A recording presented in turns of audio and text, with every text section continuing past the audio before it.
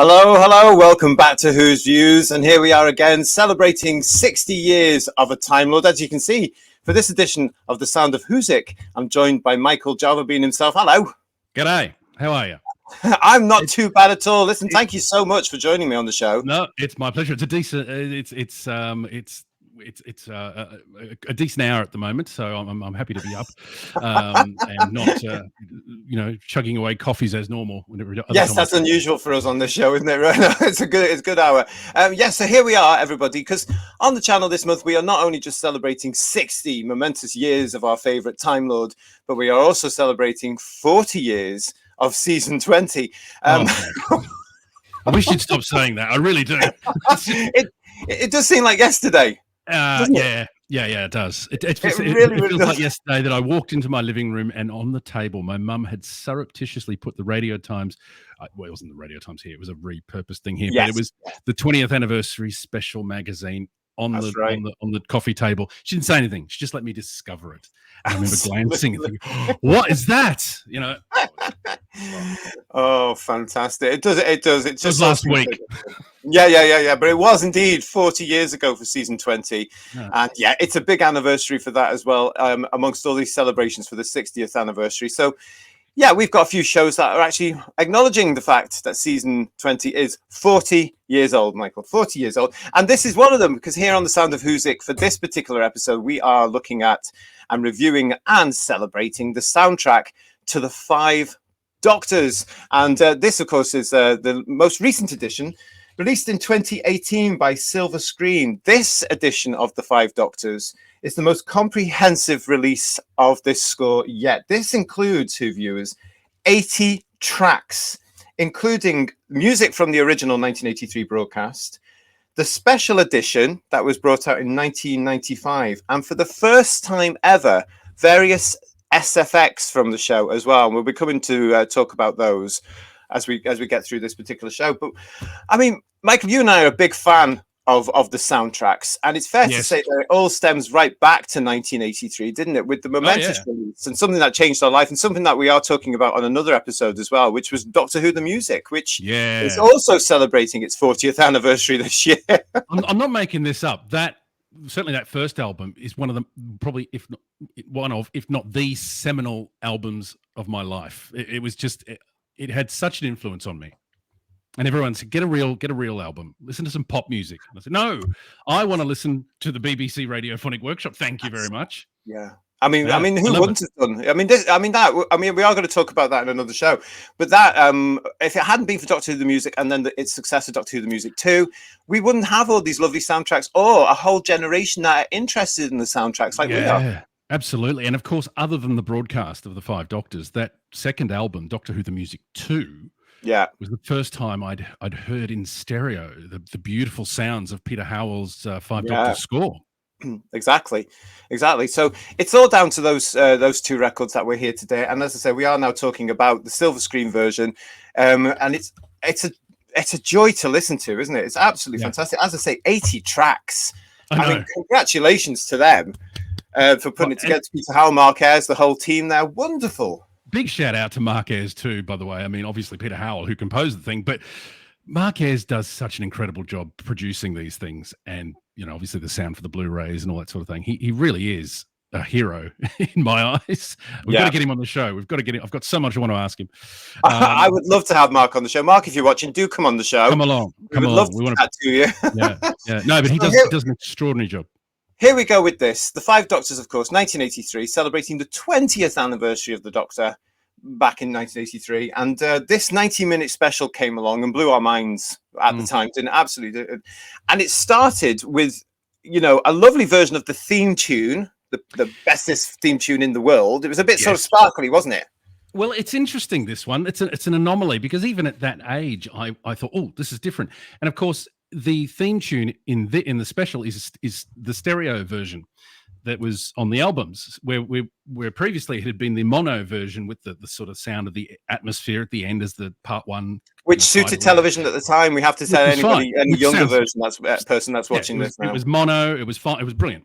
Yeah. But something sounded, and I knew this was for the album version, and it had been mixed to blend in beautifully with the incidental music. And Peter Howell did such a great job of continuing that melody into the opening scene. It was beautifully done. Beautifully done. It was fantastic. We could play it. Do you know? I wish we could play it, because now we're doing this whole series, The Sound of Whosic, about the music, and we can't. But I would love to be able to. But yeah, I mean, you're absolutely right. I mean, what happened there? It dovetailed completely and beautifully into this iconic scene for me. The introduction of the new TARDIS console and set. I mean, at this point, I was hooked already. Yeah. And interestingly, that the special, and I don't know whether I'm jumping ahead too quickly, but the special edition didn't have that as the opening shot. No, and I don't know why. Because about that. Yeah, I was miffed about that, because that whole. I mean, I know they came back and said they wanted something a bit more hooey, setting the scene, which I understand. But this was important, this particular thing, because this set up the whole new look of the TARDIS. Yeah, and of course, it was just like, oh my God, you know, I was 13 at the time, looking at this thing, going, oh, that's the most beautiful thing I've ever seen in my life. I was so excited about it. And Michael, I'm delighted here, because you've given us some footage of this as we're talking about this. And this is from one of the Doctor Who exhibitions. This was the London iteration of the exhibition, and I was just overwhelmed to see the TARDIS console. I mean, I saw David Tennant's console, and that was exciting. That was great. But then I saw my console, and in all its 80s glory, and those wonderful switches. And I know it's a little bit dated, the technology. I know we're supposed to be talking about music. Is it really? I don't know if it is. I still think it looks impressive to this day. I think it looks good. I think some people say it looks dated. I love it. And who's saying that? I want them here. Of all the controversies on Twitter lately, that's the biggest one. I know, but I mean, I still think it looks fabulous. I still think it works today. And every time I see it, even when I saw it here in London, and when I saw it again in Cardiff, and every time I saw it, you know. I just remember that twinkly music from the Five Doctors, and that lovely sort of echoey, because you've got the theme in there as well. Yeah, you know, you've got the theme into that bit. As I said, Peter Howell's blended it beautifully, and it's great to have that finally on the soundtrack. I mean, when I got the soundtrack, I was so excited, because I loved the medley on Doctor Who: The Music 2, and then to have all of the soundtrack was just wonderful to hear it all. It is, isn't it? And then of course you've got the Fifth Doctor himself, Peter Davison, running around with his lovely duster there. So proud of his work. I just think it works well, and it sets the scene for the story, I think, with that lovely sort of mystery that comes through. Yeah, absolutely. And again, you know, talking about the elements of the theme, there it starts in the Five Doctors in this. Now, this is something that radiophonic 80s Who tended to do a lot, and it's a shame that they don't repeat it in the modern series for me. You know, you used to get that sort of part of the theme which we can't even hum. You know, the theme in when the Doctor was around, or there was something hooey happening, or there was something like he's caressing the TARDIS. You know, it's sort of like, hello, matron. Yeah, no, look, it's. I think, to be honest, Peter Howell was the pioneer of doing that sort of thing. Apart from, I think, one cue in Robot where the Doctor comes out in his new outfit. But Peter Howell, of course, in the Leisure Hive, integrated the theme music, and again in Meglos a bit more obviously, but it's really obviously come to the fore with this one, because it's the anniversary, and he's got to do it. But what I do love about what he's done with the theme tune in the incidental music, he's not playing the full theme, which we can't hum. He's using disembodied elements of it to sort of reflect the disembodied nature of the Doctor's incarnations. Yeah. I'm being a bit artsy-fartsy now, aren't I? But yes, terribly. But yeah, it's very good. but even so, and just jumping ahead a little bit, when you see the time scoop for the first time, and you hear the bass line played, you don't hear the tune, you hear the element. And if I'm not very much mistaken, Mr. Howell, maybe you can correct me, but I think he's used the elements from Delia Derbyshire, because that sounds like I think so. Delia's It does sound like the original stuff there, doesn't it? I mean, it's got that sort of deep ringing to it. It's not the 80s version. And so I love that, and it sounds great in stereo. So yeah, I like the way he's integrated the theme throughout the entire score. Yeah, but subtly and just elements. I talk about this when we've done another Sound of Whosic for this month, which is reviewing the 60th anniversary concert, and we talk about the element of themes, and it's something that people seem to think has happened from 2005 onwards. But I would argue, no, the themes are actually in the original series as well, most notably the Doctor's Own. And in the 80s, that does come to the fore. It is in there. It's beautiful when it's played. It gives you that little thrill as a fan. And here in the Five Doctors, it's repeated several times over, and it's absolutely perfect. It absolutely suits the story completely. Absolutely, and themes for individual Doctors. I mean, I'm just looking at my notes here. Some of the themes that he uses in the Five Doctors for past Doctors, I could almost imagine being in their episodes. For example, Pertwee's theme as he's driving along. The track is called Great Balls of Fire. Yes. But I think he encapsulates with the tempo of it all. The theme tune is in there, but the tempo really encapsulates the Third Doctor. And I could easily see that dubbed onto Mind of Evil or anything with Bessie particularly. It would work. And it just screams John Pertwee. Yeah, I mean, it couldn't have been easy to come up with something for Great Balls of Fire, But Mr. Howell actually managed it perfectly there, and I totally agree with you. It captures the whole essence of the action Doctor that is the Third Doctor. I love that, and Bessie as well integrated into that lovely relationship he has with his car. It's just perfect for me. It's sort of it's whimsical but mysterious at the same time. It's really good. It's actually one of my favorite tracks on the album. Oh, really? Oh, that's great. Yeah. Well, I want to talk very quickly about the Eye of Orion music, if I may, because that's one of my fabulous pieces. Because I've said to you before, Michael, there are lots of bits of music from Doctor Who where I could be just walking down the street or driving in the car and it'll come into my mind quite happily. And the Five Doctors is one of those scores.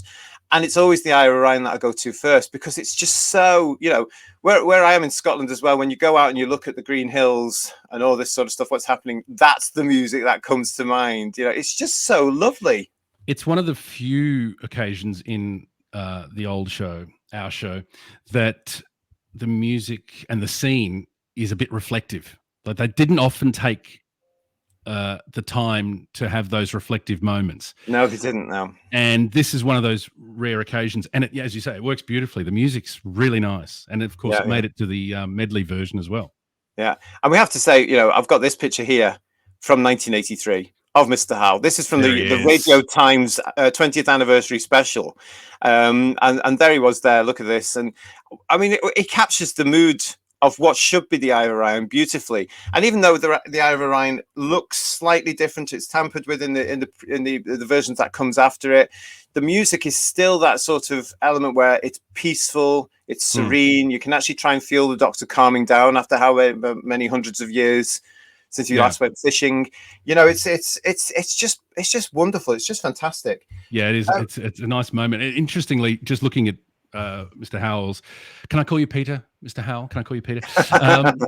It's less syllables. The equipment they were using in those days, I mean, it was cutting edge, but these days it's much older. But he was using some classic. I'm no musician, I hasten to add, disclaimer, but he was using great synthesizers like the Yamaha CS80, which I do know, was used in Blade Runner. Vangelis used it a lot. I've got looking at the sleeve notes. He used a synthesizer called the Fairlight and a Roland modulus synthesizer and a Roland sampler. The sampler, and obviously other things as well. So for any music techs out there, that's some of the gear that he. Well, that was the magic of the BBC Radio Workshop, wasn't it? Because they were actually doing all this stuff on a BBC budget. And they were ahead of their game, and thanks to them, they introduced a whole load of us, to music, to the equipment, to the style of music, to incidental music, to originals. I mean, there's so much they gave us. Well, not just us, people like Hans Zimmer. Exactly, the inspiration to everybody to watch the show. Yeah. And we have to put out wearing my. Right. Yeah, and also, of course, they did do music and effects for other shows on the BBC as well. From Tomorrow's World to children's drama, it was all there as well. But Doctor Who was the famous one, and wow, what scores we've got. So where do you want to go to next on the Five Doctors? Well, I mean, I mentioned the use of the theme music, and the No Coordinates track. No Coordinates is the name of the track. Yeah. Again, wish we could play it. Wouldn't it be great to throw to a track? Over, like Desert Island Discs. Peter Howell sort of that track particularly, if you haven't listened to it, it sounds very similar. It's got a bit of Leisure Hive Meglos in there. Yeah. It reminded me of those scores. It's a great track. And other tracks that I've just made note of here, Nowhere, No Time, and when all the Doctor's action figures are assembled, that's right. This is what we're dealing with here. So everyone's thinking, oh my God, the Doctor's in trouble. Some of us are also thinking, where can I buy those? But, that was a thought. I think Alduara from Character Options is sitting there going, I'm going to do that for a job. Exactly, it inspired him. I mean, but you're right. I mean, that whole piece there, it builds the mystery, doesn't it? I mean, it becomes quite sort of, it becomes quite moody at that point here. And I love this whole thing. Once we start getting past the Ivor Ryan and we start moving, and the time scoop comes into operation, and then of course we end up going to the death zone. This was where the music does change a little bit. It becomes a little bit more sinister, as I say, a little bit more moody here. And again, it builds up this whole element of, right, you're into the story now. This is where the story starts. And this is a big adventure. There's dangers going on here. And Peter Howell captures all that wonderfully. There is a genuine air of jeopardy. Yes. And mystery, which some Doctor Who doesn't have. Yeah. But there is a sense of, hang on, this is serious here. This is something deep and dark, meddling with the Doctor's timeline. And for synthesized music, it's played very well and very what's the word? There's that word, verisimilitude. It's you like that word, don't you? Love that There's word. something else that this album from Silver Screen does, as I mentioned at the top of the show there. It also includes, for the first time ever, the sound effects from the Five Doctors. And it's fascinating to hear the death zone atmosphere.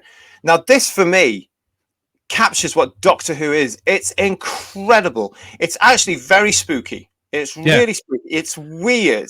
It's something, Michael, I don't think modern Doctor Who captures. I can't remember an alien planet atmosphere in this, whereas in Doctor Who, original Doctor Who, it did it all the time. It tried to give you that sort of, you are on a different planet, and it's absolutely incredible. I think that's something that the old show did extremely well, and I feel like Doctor Who works at its best. I think somebody said that in October when we talked about the horror elements. It might have even been myself. It works best when it's spooky, and atmospheric. And I'd rather have spooks and atmosphere and eerie music than all the special effects in the world. Yeah, and it comes away, because when you listen to that isolated from the score now, because you can hear it in the TV show, but you sort of you're focused on the music, you're focused on the acting, you're focused on the story, you're not really taking it in. But when you hear it as an isolated track, it's absolutely incredible, and the imagination and the work. Yeah, but I reckon if you watched it and they removed that, you'd notice it's absolutely. You totally would. And this is why I suddenly realized, listening to this in the new series from 2005 onwards, have they ever done that? Have they ever set the scene of an alien planet by creating its own atmosphere like original? I'm sure they have. I'm sure they have. I mean, I can't recall. Look, one thing about the new show, it's well made. I think they probably would. There would be lots of sound effects that are used for various planets. It'd be great to get a new series sound effects album, though, wouldn't it? So we can compare. It would be good, actually. That'd be nice. Well. Yeah. But if you're interested in what the Death Zone atmosphere is actually like, this is the album for you from Silver Screen, because it's just absolutely wonderfully scary. And I mean, you can use it in your little plays at home and stuff like that with your action figures. It's all that. What are you talking about? Who does such a thing? Grow up. But again, it just captures the scene of what the Five Doctors is, because one of the words I've put down when listening to the score again is wailing. Yes. There's this wailing sort of thing all the way through, and it doesn't matter where it is. It's all like, ooh, and it's really, really. How does it go? It goes, ooh. Just wanted to check. It's just weird. It's just unsettling. No, it is. I know. It's like a choral, almost a choir obviously it's done on the synth, but there's other sound effects like the time scoop sound effect is there, the transmat that the Gallifreyan transmat, the Rassilon's background music sound effects, the ring transferring around from Barusa, that the sound effects of that's in there, and there's also bizarrely and excitingly for nerds like me, the sting of, or the bang of the graphics of the titles, when it illuminates Doctor Who. Yes. And they had apparently had a specially produced one that had a little bit more vibrancy to it. That's on the album. Yeah. I mean, Peter Howe really understands this as a 20th anniversary special, doesn't he, back in 1983? And he goes for it, and he puts in all these little, what we would now call Easter eggs. Yeah. And thanks to this album, we can now hear them. Absolutely. And you mentioned the wailing, and that leads me to another seafaring subject of the horn of Rassilon, if you'll excuse my expression. That, of course, not everyone knows this, but in the sleeve notes, Peter Howell describes how that was a sample and repitched and remodulated of the Queen Mary's horn blast. Which is, and if you want to hear that, that's in Long Beach, California. If you want to go and relive the Five Doctors. Well, we might actually be able to. Let me see. Let's listen to this.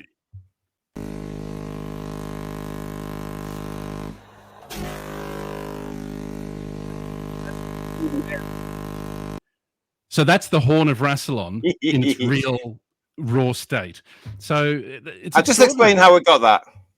That I sent you that. I actually worked on a cruise ships many years ago, and we used to dock next to the Queen Mary. And had I known then that was connected to the horn of Rassilon, I would have.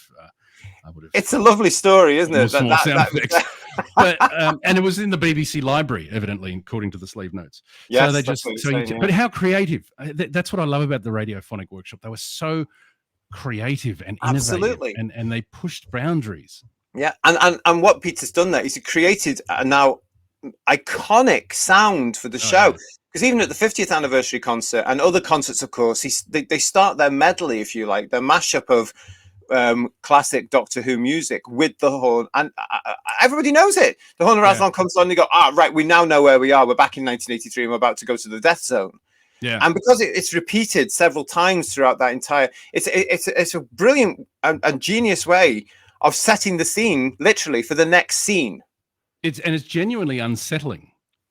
Yeah, there's something about it, isn't it, really? That's very sort of dangerous. I think because it's an organic sound, it's not a synthesized sound, so there's something that resonates at some level. I know if I play something that's an organic sound effect, my cat will react differently than if I play something that's synthesized or fake. Interesting. So I think lizard brains pick up that it's so to speak, a warning, as it were. It just picks up that it's an organic sound, and it just resonates differently in our brain, I think. Yeah, because it is a sort of, when you think about what on the lines you're talking about there, something like that is a warning, isn't it? Really, I mean, you were talking about the ship that they like a foghorn, Yeah. Exactly, and maybe subliminally that's what we're all thinking there.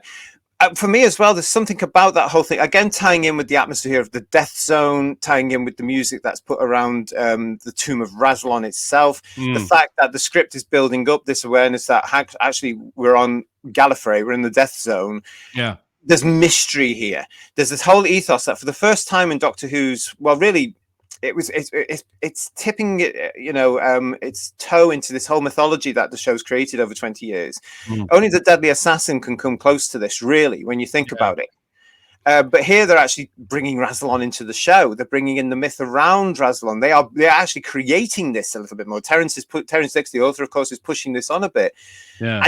And the music sort of evokes, for me, this grandeur. This history that we don't know at this point. We don't understand it. This is somewhere where we've never been before. There's something ancient about it and dangerous. Yes. And I mean, we've got all this thing about the black scrolls of Rassilon, and we're all sitting there going, "What? What does this mean? What? You know, it's adding things, and it's just incredible. And the music is so good at this. And when you hear it in isolation, track after track after track after track. Yeah. Oh, it just blows you away. It really does. In stereo too. I mean, it's incredible. What a joy! Absolutely. I mean, it's very the notes I've got here very creepy. I mean, tracks like Mm. the hand in the wall, the hand in the wall, the Cyberman hand coming through that wall. That's a creepy track. It's also And very again, electronic, suiting the Cybermen. It is, and I also made the note that you could easily see that or hear that in something like Tomb of the Cybermen. It could easily be dubbed into it. It would fit. So yeah, it's and of course, you know, I'm just looking at various tracks here. Who Are You track, the track called Who Are You, which is where the first Doctor sees the TARDIS for the first time. And again, the theme music's in there, but it's just done. It's just tapping it. It's not that whaley thing, though. Is it's all that sort of stuff. And I love how it all blends together because it really does. Because it shows that element of the theme, arguably, can fit into anything if you've got the ability to do that. Because it just comes away as much more mysterious, and but at the same time, it's reflecting the first Doctor's joy at having the TARDIS there because he doesn't know what it's doing there. Yeah. And he's just, oh, goodness me, you know. He's looking at it and he's thinking, "Where's the St. John's ambulance sticker?"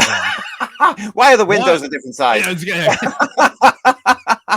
What's going on here? Like, see, in those days, we didn't bother about anything like that. It was just the police box, wasn't it? It was just the TARDIS, you know. But no, I mean, that is great there. But again, it's got that sort of, it really is, it's grabbing that atmosphere of the Death Zone and it's creating this. It's not Wales. It's really not Wales. It is a different part of Gallifrey. Yeah, it's again, the disjointed elements of that theme tune work so well in incidental. They should use it more, actually. Now that I think about it, it should be used more. I wish they did in the modern series, and I can't understand why. It can't be a copyright reason, surely. Mind you, in this day and age, who knows? I want to talk. I just want to say, it's like the theme tune is stuck in limbo, like the Doctor, as it were. Well, I like that. That's a great analogy because, yes, I totally agree with that because, you know, it's part of that mystery, isn't it? It becomes part of the story in itself and it helps to move you along a bit. I just think it's wonderful that in this story, it's absolutely 100% appropriate to keep using that element of the theme throughout because there's 5 of them and they all have a right to that theme. Yes, good point. You know, and I love that, and that's something I picked up back in '83 because I was over the moon with this. It was such a creepy soundtrack. I want to talk about one of the most famous elements of this, and this is a standout moment, of course, from the story for many fans. It's the element where this fella is introduced. There he is. The Raston warrior robot. I should incidentally, I've got my own sound effects going on here. I don't know whether you can hear it. There's a thunderstorm rolling through. So if you hear any rumbling, it's not my stomach. It's wow. The Raston warrior. I mean, I wrote some notes about that too. It was. I mean, the track is called Cybermen versus the Raston robot, but it actually comes in at this point, doesn't it? With his introduction, you start to get it coming through here. Yeah. There's a track, Raston robot, and then a couple more later, a Cybermen versus the Raston robot. It's hard to say quickly, isn't it? It really reflects the jeopardy of this thing. The music, it makes you think, hang on, we've never seen this thing before, but we know it's dangerous because of the music. And of course, JNT directed that sequence very well, I hasten to add. And the music really, as I say, reflects the danger and the relentlessness of that robot, doesn't it? It just keeps really coming and coming, and the Cybermen keep coming, and so does the robot. And you know, the Doctor. This is the whole element about this. This is where the music. You're absolutely right. The music really builds up to a massive dramatic impact here, because the Cybermen just keep coming up the hill to the slaughter, and there's something about this. This whole scene. It is incredibly intense when you look at it. You know, it's borderline. It's very violent in a way. It is. I think J&T was cutting loose on that one. This piece was used in the medley on the vinyl album in the '80s too, and I loved it. I love the use of the percussion in it, and really nice track. Really nice. And of course, it should be said, and Peter Howell makes a similar note in his sleeve notes. This is the first and only time.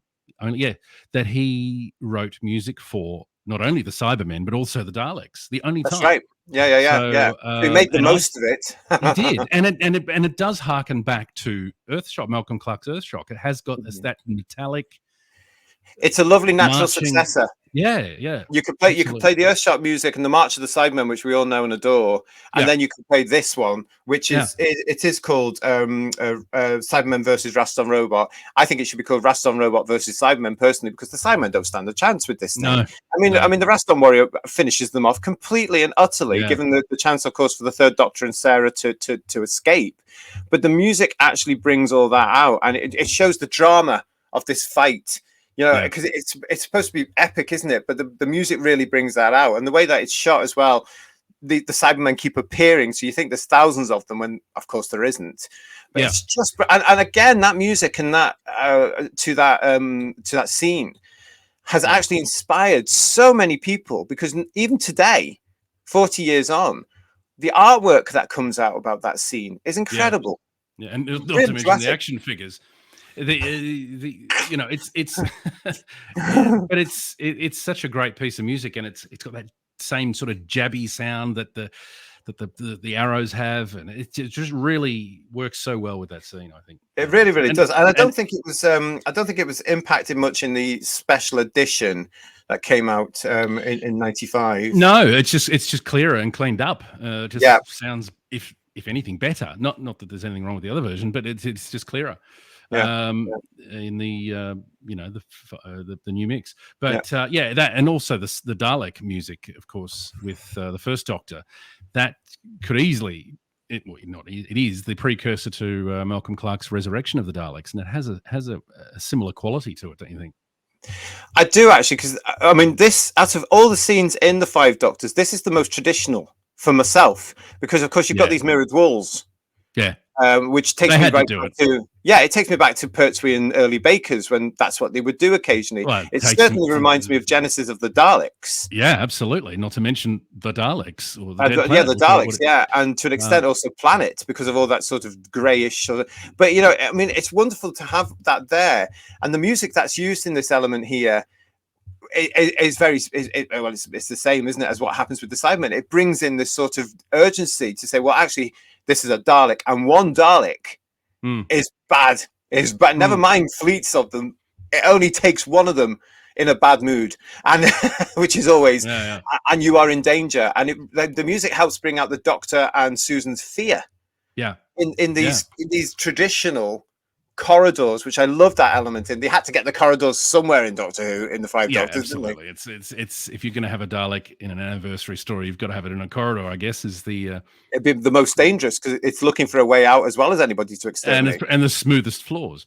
So that's probably another reason, but it probably didn't do very well in Wales. But great piece of music, and as I say, I think the 80s Dalek and Cybermen music is possibly it's classic.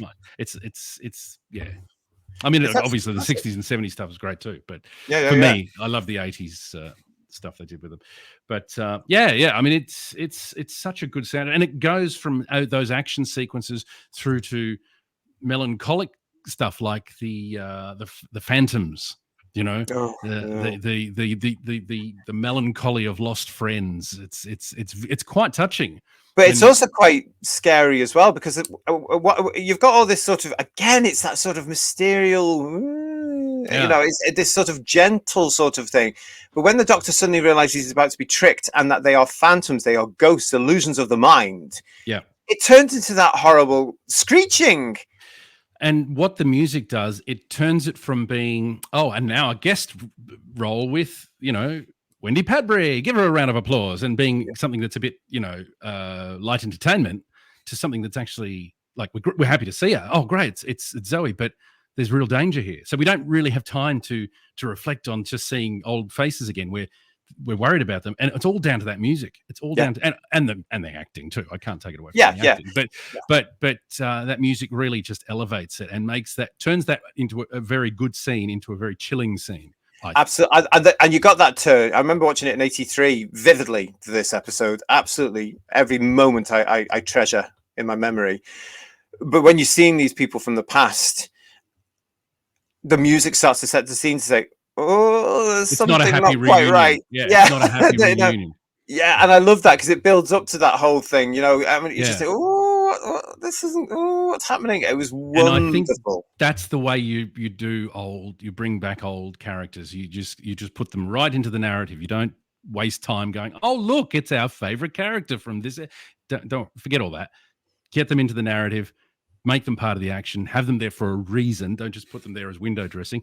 And that was Terrence Dicks brought them in such a great way that legitimized their presence. Because I mean, my God, what a job he had getting everybody in that script. Yeah. And that's a brilliant element. Oh, okay, let's bring some ghosts in. I mean, and Liz Shaw, I find really spooky, and Richard Franklin. I'm going on to performance now, but Richard Franklin, the way he plays it, it's chilling. And again, in unison with that music, it works. It works brilliantly. It absolutely works brilliantly. And the same when the second Doctor meets Zoe and Jamie, it's the same tone from the music there. So you just know, right, okay. So when it happens on the second time, you think, okay, right, it's like a red herring the second time. It would have been amazing if it turned around and said, no, actually we're real, prod, ow, that would have got you. But obviously other situations came in. There's also, of course, another old face, a whole familiar face, beloved villain, when the Master turns up. And he gets a sort of... He gets a bit of a music around him as well, especially with this scene when he's running away from this particular scene, which is quite.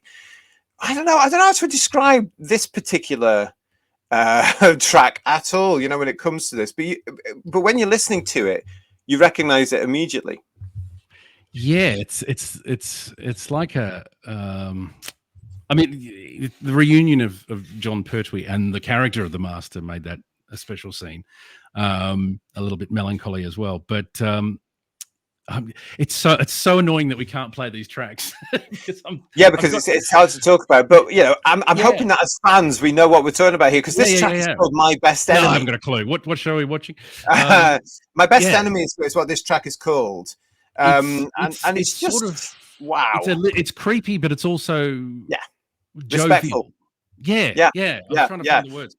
It's trying to capture that relationship, because as the third Doctor recognizes the Master, my, but you've changed. There's that element there. The music sort of captures it slightly, really, and the whole term about that's my best enemy. Wonderful.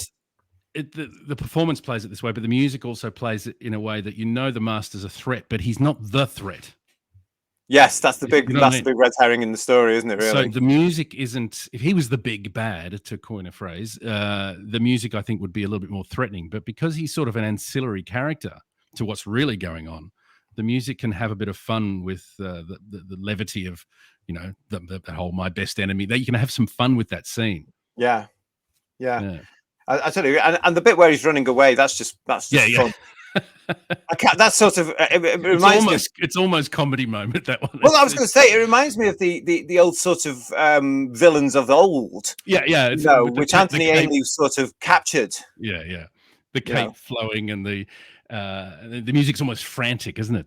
Yeah. And it's got that sort of comic twist in it as well, which is it's a wee bit out of place, I think, in the Five Doctors, but it sort of sums up that whole villain running away thing. But again, as a kid, as a viewer, you go, okay, well, the Master's not clearly the one behind all this. That's when you suddenly do realize, at that point you're on the fence, aren't you? He's been to Gallifrey, he's been sent to the Death Zone. He's been criticized by the Time Lords. He's laughed at them, ha ha ha ha. Yeah. And then suddenly he's faced with the third Doctor, and that's when again, and the music helps you to do that. Say, oh my, no, it's not him. He's not the threat. So the guy, who could it be? Whoever it was with those black gloves isn't him. They just went to the same tailor. They just went to the same tailor. They went to Hayden's on Gallifrey for their gloves. Yeah. We don't have that shop in Australia, but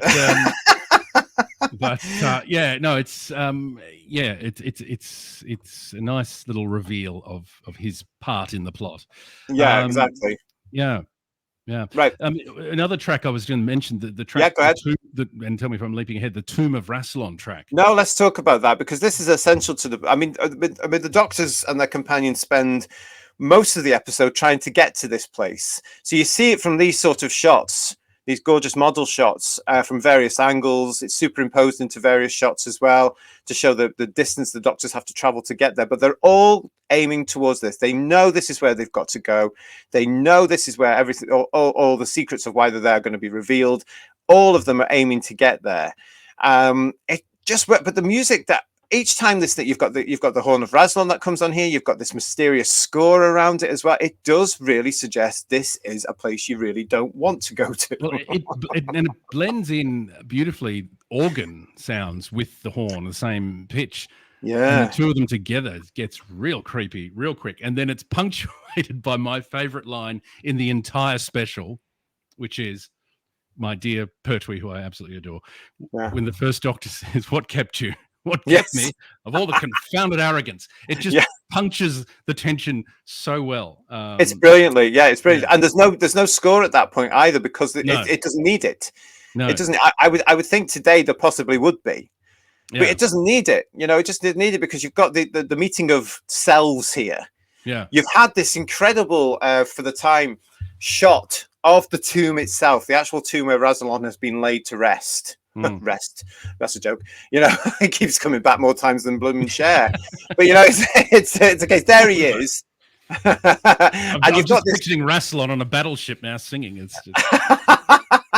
I'm sure he'd love it. And it's probably a story for future. But that has been built on in the various effects over the years. As the effects have improved, they've made it more ornate and grand. But back in '83, in the original version, this was huge. This was obviously a big glass model sequence. Yeah, it was a glass frame as well, I would imagine as well. They used the extra $20 from the ABC for that one. Yeah. But it does look brilliant. But you've got that huge. They come into this tomb, and as you're saying there, you've got all this important music going on. You've got the horn there. You've got all this background stuff going on, and you just know that you've entered a place which is not just dangerous, but you have to be respectful in it. Do you know what? It's not pantomime, is it? It's not playing it like pantomime. A lot of critics would probably say, "Oh, it's pantomime," but it's not. It's really not. It's playing it serious. It's playing it with jeopardy and real creepiness and gravity and gravitas, as the actors are too. The actors are all playing it for real. I'm always saying that. I know I sound like a broken record, no pun intended. But it's that's the key, I think, to this. To without. Obviously, it had a lesser budget than these days, but without the gravitas and the and playing it straight, it just doesn't work. I totally agree, and thank goodness that they are, because it's obviously in the script, obviously, but the music brings it out as well. As a viewer, you're thinking, right, we've got to be careful in here. This is going into those, it's going into these things that have been hinted at, the Black Scrolls of Rassilon, the Dark Times, all this sort of stuff that is coming into the show. And adding to the mythology and moving us forward, obviously, as well as being respectful and looking to the past. It's very, very, very creepy. And then, of course, you see this figure just laid out on the what is basically the coffin. And you just think, he's actually there. We've heard about him, and we've heard about him since The Deadly Assassin, as you said. Absolutely, he's featured in the Doctor Who monthly comic strips. Yeah, so at this point, he's a bit of a spectre. He's a real legend in Doctor Who terms as well. We know the name Rassilon. We know sort of who he is. And here Terence is taking his script and saying, right, this time round, he's going to be part of the story in his own tomb. And he's going to be the judge, the jury, and the executioner. Yeah. He's a dangerous, dangerous man. Yeah, and yet the soundtrack services that well. And it transitions from scene to scene very well. Like obviously, we're cutting back to and from... Peter Davison in the Fifth Doctor in Gallifrey, and the source music is included on this soundtrack too. Of course, source music being music that is part of the narrative, and the harp that he plays is in there, which is incidentally different in the special edition. I wanted to ask you about that. Which version do you prefer?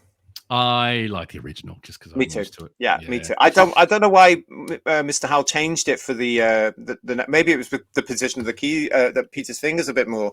Who's a musician in his own right? It could have been that. It could have been timing with editing, because that was the reason. Obviously, some of those cues were redone or extended because obviously with the new edit of the special edition, the timing was all out a little bit, so they've had to create new music. I remember in the 90s when the special edition VHS came out, I was very excited when I read that Peter Howells composed new music for it.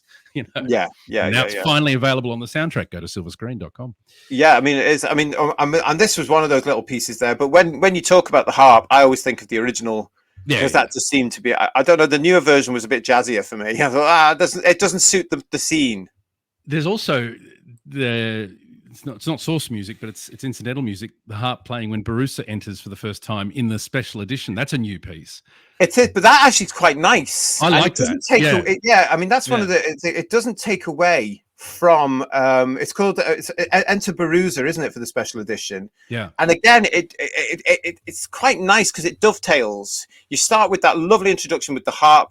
It's quite regimental in a sense. It's quite royal, and it brings that in, and it does tie you into what happens at the end and unlocking the door through that same thing. So that's quite nice. That I quite like that circle, and it does work quite well on that one.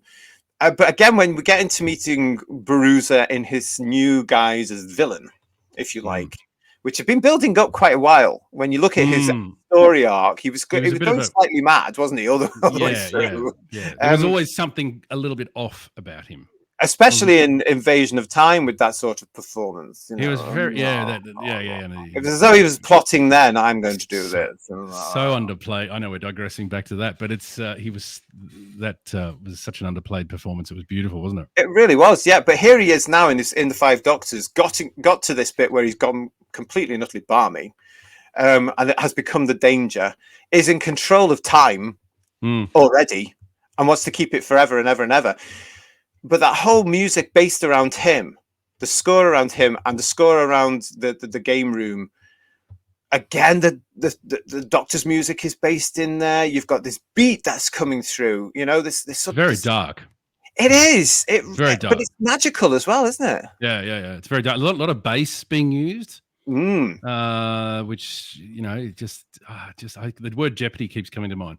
Well, it's setting. You're absolutely right too, because it's setting that up, isn't it? It is, yeah. I mean, you've suddenly got to realize this isn't the Bruiser you've known.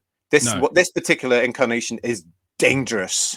Well, I was going to say there's the track Mind Lock. I wrote on my notes, in capital letters, very creepy. Like it's to listen to it in isolation without the performance. The performances are flawless, but just to listen to the music in and of itself, it's creepy music. Yeah. Mind Lock when they're trying to, join. Well, again, it's this sort of haunting, isn't it? It's all that sort of all this, which today would probably be done by the choir. Probably, yeah. But no, sorry. I was going to say it's a beautiful effect just done through the synthesizers of the 80s and the way we did things then, isn't it? Really, choirs can be very ethereal, and Lord of the Rings does it perfectly. And they work in certain contexts, but I think when you overuse them, it just gets a bit samey.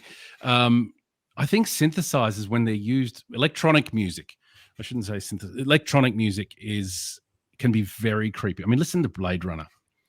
Stunning. And even what Hans Zimmer does with Blade Runner 2049. And I think, just my point of view, not taking away from any composers that are on the new series at all, they're incredibly talented people.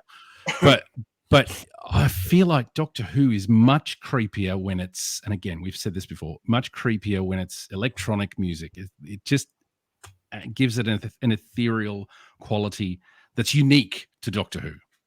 Oh, totally. And if anything, building on your point there, the Five Doctors captures 20 years of Doctor Who in the score beautifully. Because when you think about it, as we're hopefully trying to put across in the show, it's all there. It's the pinnacle of Doctor Who's electronic music, I think. It really is. All bundled together in 90 minutes and now available to listen to in isolation, along with the sound effects, as I keep saying. I mean, I'm totally blown away by this release. I would never, ever have wanted or thought about hearing the Death Zone atmosphere more than once, but I can't stop listening to it because it's just so spooky. I was very pleasantly surprised when I bought it and I saw the special edition versions of the same tracks in some cases that then get extended, embellished a bit more. They're slightly tweaked or cleaner or extended or whatever. And not only that, we get the the cliffhanger cues from the episodic version of because that's something I've never seen that. I just can't. It's a 90-minute special. I can't Yeah. watch it episodically.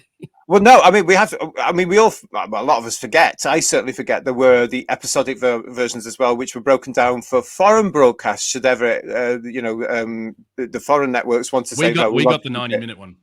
Yeah, I mean, it is a 90-minute special. You know, that's all it is. But this was done. But we have had those 4 episodes broadcast here on the BBC in the past as well, when they wanted to show it over 4 nights. So they did do it that way. It doesn't really work for me. It wouldn't have the rhythm of the whole piece is sort of wrong, because it wasn't supposed to be that way. They just had to do it for foreign audience. But you're absolutely right about the special edition score as well. And on this release, there's wonderful things, including Fortress of the Time Lords, As Easy as Pie. I hope you've got your sums right. Yeah. Killing You Once Was Never Enough, which sounds like a James Bond film, doesn't it? You know, Killing You Once Was Never Enough. Nice to see you again. Yeah, bang. It's all in there as well. But also one of the things that's in there as well, I mean, I do want to mention him. Bless him, is the Castellan accused. Yes. Now, this is actually, I'm going to use the word harrowing for this bit, because this is where you suddenly realize the poor Castellan here, who we know from the previous Time Lord story, The Arc of Infinity, that very year, there's something going on here, isn't there, really, for the Castellan? And this is when it comes into play. Yeah, he's an intriguing character in Arc of Infinity, and there's something more to him. Then in this, he's treated rather shoddily, and you feel kind of bad for him. You do actually, but again, the music helps to. Yeah, because when you can, we now know this is a setup. He's being framed at this point. He's been used as a scapegoat, which leads to his eventual. Yeah. Well, the cue when Barusa says "Commander" and boom, boom, and the music starts. Yeah. Hang on, the Castellan's in trouble. Yeah, and the music helps you to understand there's a bigger picture going on here, because when you actually think about it, the Barusa somehow has bribed the Chancery Guard. Yeah. The commander of the Chancery Guard. Now, that's a big thing to do on Gallifrey. So was he following orders? We never know. Was he just following orders? Was he being stupid? No, he wasn't stupid. Or was he in on it? Character. He's not. Yeah, was he promised he was going to be taking? I mean, there's a whole bigger story there, isn't it? But he effectively murders the Castellan to the point where he can't regenerate. Yeah. It's. I suspect he was manipulated into making decisions that led him to that situation. So maybe Barusa used some sort of Razalon mind power on him, because I mean, I think it was. I don't know. I like to think it's just good old fashioned political manipulation. Well, we're talking the Time Lords here, so it probably was. I love the Time Lords being depicted as stuffy bureaucrats and politicians. I don't like them being magicians and wizards and things like that, and gods and all this sort of thing. I and like the goody two shoes. A race of beings who are just really corrupt. And I'm starting to sound like the Sixth Doctor. But anyway, the Castellan fits into that, Michael, doesn't it? I mean, the Castellan fits absolutely into what you've just described there, because he's a very privileged Time Lord bureaucrat. Yeah. And all he can see is his role. He's so dedicated to what he has to do because he's been trained into that. He's grown up with that. That's what he was going to, and he blooming well does it. But the music here for this whole element of him, the Castellan accused. Yeah, I mean, come on, it's quite a nice little track around that particular one as well, to be able to say, oh, okay, right. And he's never mentioned again. Let's face it, because it's old Doctor Who, and we just move on. Yeah, but at this point, you're not sure as a viewer, as a child, as I was, is he the bad guy? Well, but do you not think at this point, when you're listening to it now, the music's hinting at something? Because I'm sort of hearing there's a death knell in this. Yeah. And that suggests to me, listening to that, he's saying, you haven't found the one yet. No. But leading up to that, you're thinking he could be him. But no, that's it's the elimination of potential suspects. Very Agatha Christie in a sense as well. But when you get that sort of, it's like a lament to him. Yes, the fact that he's been murdered, isn't it? And it's the music. I think the music's trying to suggest there this wasn't right. This shouldn't have happened. Yeah. Yeah, it's very sweet. Shout out to Paul Jericho too, who's a lovely fella. I had the privilege of meeting him in London when I lived there, and very nice man. He is a nice man. I've met him too as well. He is lovely. All right, so let's talk and reveal about the actual villain of the piece. It is, of course, as we've said before, it is Baruza. There he is. He gets his own. That's a great shot. Does it go with my robes? I don't know. What else have you got? What's on special? The reason we've got this particular picture here, of course, is that there's a whole thing here that immortality. So basically it all starts with Baruza, the Mindlock, the immortality in the tomb of Rassilon. This is where a lot of the music is really, really coming to the fore. It's all building up to this whole, we've had the reveal now we're going to get the outcome in the tomb of Rassilon itself, with, of course, the man himself turning up as well. I mean, it's incredible. The whole suite here. It's whipping itself up into a bit of a frenzy, the music, and the use of the metronome, the time, the more immortality thing juxtaposed with the ticking of the metronome. Time is ticking away. I love that. It's the metronome, the horn there, they're so iconic as being the Five Doctors score. I mean, you could literally get a clock and a horn, and that's it. You could do your own version. But it is sort of. I totally agree, and it's when you hear it. It is as though the clock's ticking, and there's a reason it's ticking as well. And I think Mr. Grimwade, Mr. Grimwade, I think Peter Howell gets to that point where it's a case of he's understanding what the plot is, and he's building up to that ending, if you like, as well, because this is the last. And it gets faster. Yeah, it does. I mean, from the Mindlock bit as well, where you've got that struggle where the doctors are bringing their future self into them, and Baruza's sheer horror. That he can't stand against these four. Yeah. That comes in. You've got that mystery element in the music as well. You've got that.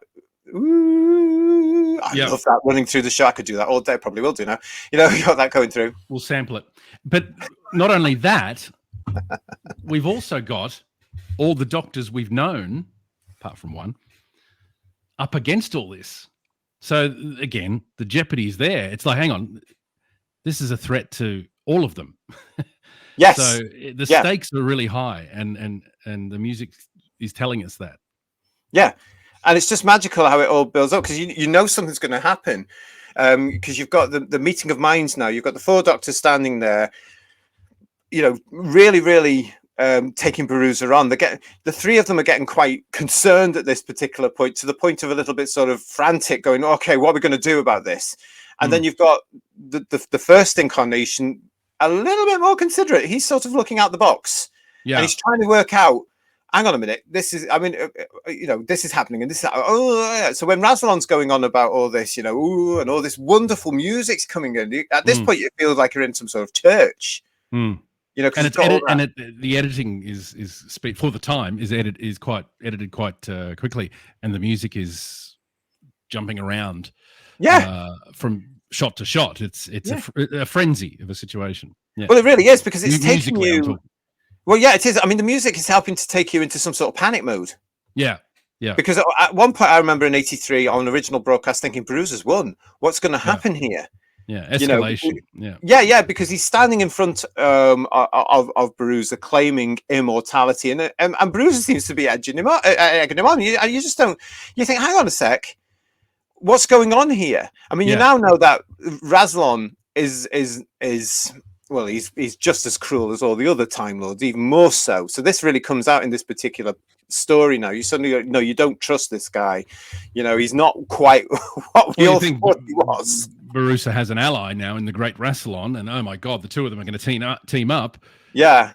All you need now is Omega coming through the door, and you're completely gone. This is it. And all the doctors are saying, no, you must, no, this mustn't happen, except for the first Doctor, who's saying, no, be my guest. It's got to happen, and that's the brilliant thing about this whole particular scene, isn't it? Because as I say, the music helps to bring out this whole revelation that these Time Lords at the beginning of the Time Lord history were all crackers, because we've already met Omega on a couple of occasions, and we know that he's just balmy, and then suddenly Razlon turned up, who was there allegedly at the same time, and the music helps to build up the fact that no, you can't trust any of this lot. You know, they really are out for themselves, and it's underlying the whole episode, and the score is underlying or underlining why the Doctor left. You think, well, yeah, beautifully. You think, oh well, okay, now I get it. yeah. So it sort of resolves that element of the mystery for us to say, right, you wouldn't hang around to a degree, yeah. Obviously, they don't go into the full dark, and quite rightly so, because you don't do that. You don't explain the Who in Doctor Who. No, but you know, you've got this, and that's a rule. It doesn't matter. But you've got all this sort of stuff, and I remember just being on the floor at this point. I'd fallen off the sofa by this particular point as a 13-year-old, and I'm going. You know, and the music, as we say, you use the word frenzy. It totally is, because it's building and it's building and it's building. And when the punishment comes out, that's actually quite frightening. And the music, that sort of screech. And musically, there's a death knell there. It's dun, dun, dun, dun, which, as I say it out loud, sounds a bit cheesy, but it's actually, you know, it's that classic dun, dun, dun, but it's done very effectively in the context of this story with that music. It really is, but it is frightening. I mean, the whole thing of what Terence writes here, what happens to Bruiser is terrifying. You want your immortality? Bang. There you are. You've got immortality. You are going to be living stone. And that's a very, very, very creepy concept. Oh, it's like totally creepy. As a kid, that really unnerved me. I was like, yes. Oh. Yeah, I totally agree, but the music helps. Yeah. And you've just illustrated that brilliantly with that good old-fashioned sort of beat there. It's an old-fashioned motif, but works. But really, but you've got that 80s electronic around it as well. And again, it's just a rush. It's like, you know, and you just go, ooh. Yeah, and seeing the other eyes sticking out of the other Time Lord. And you've got the horn of battle on there again, haven't you? Going over the top of this to bring the whole musical score together, the story together, the reveal of that, where we've been going for the last 90 minutes. It's all there. And that last aspect, yeah, absolutely incredible. And wow, I mean, I don't know about you, but when you're listening to it now, you see it all. Listening to it over the last few days, that final piece there that you're talking about, it sounded great, and I found my imagination just going wild just listening to the music. It's really evocative. It's really evocative. I encourage anyone who even if they've got the soundtrack or if they're going to get the soundtrack, listen to it just in isolation and just imagine it, and just think of the episode a little bit more sort of in your own head, if that makes sense. I'm not making a lot of sense, but rather than, you know, imagining the exact scenes, just let your mind wander a little bit, because it also all of a sudden the Five Doctors in your head gets a bigger budget, and it goes off into all. Nothing wrong with the way it was shot, but it just. Well, that's the great thing about imagination, and that's what music should do. And when you're listening to music in isolation like this from any soundtrack, but especially from Doctor Who, you should be able to see things in your head. I mean, I certainly do that. When I listen to this one back all the time, I was seeing things on a grander scale than was given to us in '83. Of course, I was, because that's what imagination does. It's just brilliant, but. I mean, it's listening back to it now, it's such an impressive way to end that character's story. I think the special edition version of that track as a track is a better mix. I think it sounds much grander and more frightening. Well, there's more. I know what you mean. That there's extra element into it. There's more of an impact. There's more echo. There's more reverb on the horn. It's drama. Yeah. Big. He's obviously Peter Howell's obviously gone back to it and think I can make this grander. Yeah, absolutely. You know, I am the music. You know, and he really has done that. Hasn't he? He's really put it in there. You know, it is fantastic. I just want to mention before we wind up this special Sound of Whosic, the sound effects. I've mentioned the Death Zone atmosphere, creepy. But you also get the Eye of Orion atmosphere, which is totally different. You get the time scoop. Transmat operates the Razalon background. You get Bruiser ring sequence and the Five Doctors title zap that you were talking about. And you're really getting a bang for your wallet on your money here. Bloody good album, it really is. For a bloody good score. Absolutely. But the bonuses that you get, when I ordered it, I just thought it was going to be the score. I didn't realize we were going to get the special edition, the sound effects. But the other thing we should mention too is the closing theme tune. First time ever released, if I'm not incorrect. Yeah. Now I can remember recording it off the telly. As a kid. They'll come and get you now. With my tape, with my tape recorder and hearing my mother's dishes in the background, all that sort of stuff. Oh, bless. When I had I bought the videos, so I owned the material. I wasn't releasing it. Listen, I think we all recorded it, didn't we? We all recorded it. But to have it here in stereo. But the interesting thing about this piece of theme music is obviously it's the Hartnell version of the closing theme music, but obviously that didn't have a sting. So I think Peter Howells created a sort of a starry effect. Yeah, it's like a spangly version of a lead-in that's slightly different and unique. You're expecting the scream of the Peter Howell theme, and it's this other ethereal noise that comes in with the William Hartnell music, and it always sounds a little slightly different because obviously the key, the Howell version and the Delia Derbyshire version are in different keys. Yes. So they've had to change the key of the Hartnell music, which makes it sound a little. I always thought as a kid, I thought it's great, but it sounds different. What's different about it? And now I know. I'm not a musician. I couldn't tell you what key it is, but someone will know. Let us know in the comments. I think it's great, and the way it transitions back into the Peter Howell version, I think beautiful. It's genius. I love it. It's absolutely gorgeous, and it shows you. I mean, that's probably the first mashup I ever. Well, no, that probably would have been Stars on 45, to be honest. But it's mashup I had at that age was Potato. Yeah, it's the first Doctor Who mashup. But I remember being so impressed with it on that night when we watched it here. Of course, it's still sore to say it was Friday, November the 25th. It was put out here in the UK, and I was so excited by this episode. I've been taken on this amazing journey. I was so happy.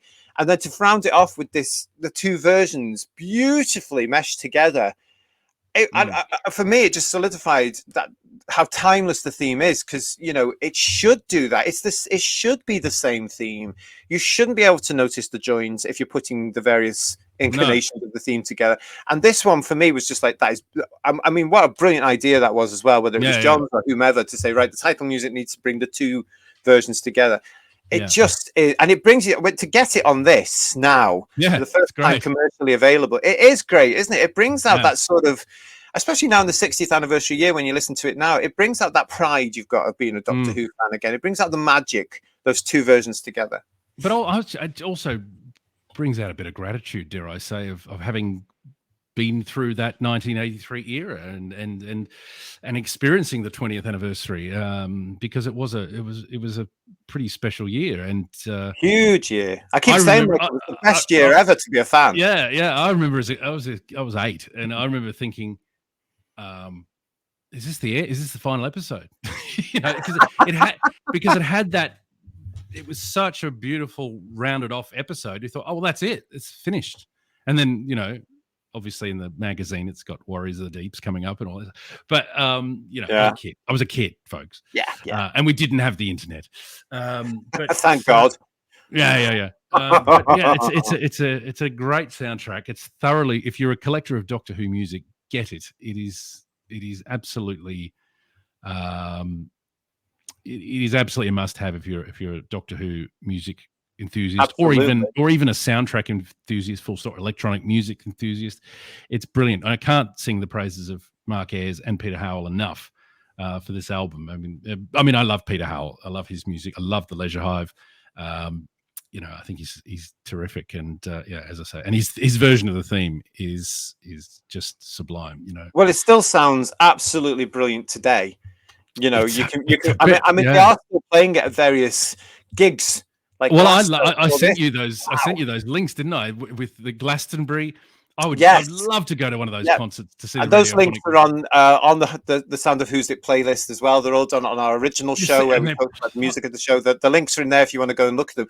But to hear the Peter Howell version of the theme tune in this day and age out there at all these gigs, it just suits it perfectly. I mean, it's just part of the, and everybody recognizes it and they're all into it, and it just sounds absolutely stunning. I know we're talking about the theme tune elsewhere, but that Peter Howell theme music, when you listen to it, again, not taking anything away from any composers, but it's a version of the theme tune that's got it's got some guts behind it, Oh, totally. Yeah, and it means business. It's like, oh, here we go. This is Doctor Who. So when that live version at Glastonbury opens up with the drums and the whole thing in the absolutely. But it's weird, Michael, because when you look at that, you're taken back to the Five Doctors in a way. Yeah. I mean, of all the scores here, the Five Doctors for me from the 80s, out of all the beautiful scores we were given, the Five Doctors is the first one I'll ever think of. Yeah. And it's weird how that happens. And it's this album, I suddenly realized that by listening to this beautiful piece of work, by thinking, actually, that's the one that comes to mind first.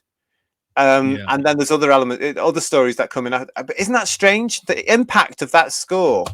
No, it's amazing. And if anyone can track down the other recordings that have got the medley version, it's worth having it itself on its own, because it's a nice piece. Yeah. That original version that we got on the LP, it's not on this, but it's all the music's on there. No, it's a terrific soundtrack, and congratulations, Peter Howell, and thank you, Mark Ayres, for everything you do. Absolutely, and thank you to Silver Screen for delivering this to us. Yes, this has been out since 2018. It's still available at silverscreen.com. And it's part of their ever expanding and ever impressive, I have to say, library of Doctor Who music. I noticed it's only available by download now. It's not available on CD now. Oh, well, I tell you what, try the Who Shop or Galaxy 4. There you go. Or even Who NA, because they might have it. Our friends over there, tell them we sent you, see if they've got them in stock, because this one came from, I think this one was from the Who Shop, actually. I'm not sure, but there we go. We should also mention Clayton Hickman, who did the graphic design there. He's great, isn't he? I mean, didn't he he actually managed to do a fantastic spin on a now branded show, didn't he? Yeah, it's a lovely difference to it. Very colourful, very, very beautiful, captures it all. Yeah, Clayton, congratulations as ever on that one. But yeah, so listen, I'm going to ask you a hard question. Have you got a standout track from this, a favourite? Oh, absolutely, and it's Great Balls of Fire, because I adore the Third Doctor, and he was very often repeated in Australia. So he was my Doctor, even though he aired about 17 years before I was here. But yeah, so he and Tom were the Doctors I grew up with the most. Obviously, I grew up around the 80s Doctors in terms of chronology, but because of the repeats that we had here, John and Tom. So yeah, Great Balls of Fire is my favorite. What about you? I can't. I've been trying to think of that one. I can't. I think it's all just genius, and because I get so involved with it, I can roll with it. You can't throw me. If you had to pick one. If you had to pick one. Oh, if I had to pick one, I think it would have to be the music. Oh, if I had. Ooh. I'm gonna go for the end track then, when the Judgment of Bruiser. Yeah.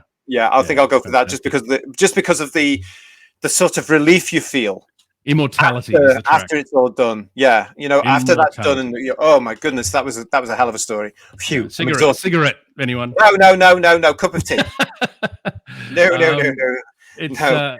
It's a brilliant soundtrack. It is. It really is. Well, listen, that was us celebrating 40 years of the Five Doctors soundtrack as part of the Sound of Whosic here on Who's Views.